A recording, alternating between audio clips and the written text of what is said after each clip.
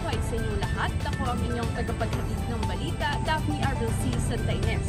At samahan ninyo ako sa pagbubukas ng Congressional District 1 Schools Press Conference.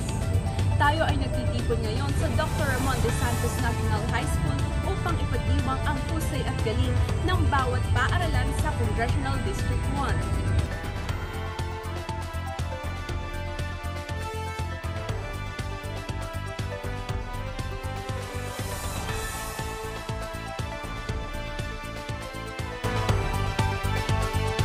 Ang press conference na ito ay binubuo ng dalawang kategorya na individual at pangkatang paligsahan.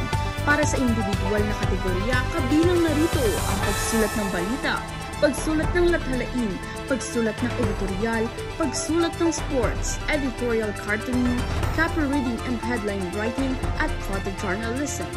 Para naman sa pangkatang paligsahan, kasama rin dito ang online publishing, collaborative and desktop publishing, TV broadcasting at radio broadcasting. Higit pa sa tagisan ng talino at talento, ang araw na ito ay pagdiriwang ng malikhaing pagpapahayag at makabuluhang pamamahayag. Sa bawat artikulo, larawan at segment, patuloy nating ipapamalas ang diwa ng pagiging kabataang mamamahayag. Masaya po ako na lalaban today dahil represent ko po yung school ng Bartolome Sanggalang National High School. Kaya ihanda na ang inyong kagamitan at ibigay ang inyong makakaya. Muli, ako si Daphne Arbilsi Santa Ines, nagbabalita ng mga bagong kaganapan dito lang sa Congressional District 1 Schools Press Conference. Sama-sama natin ipabalita ang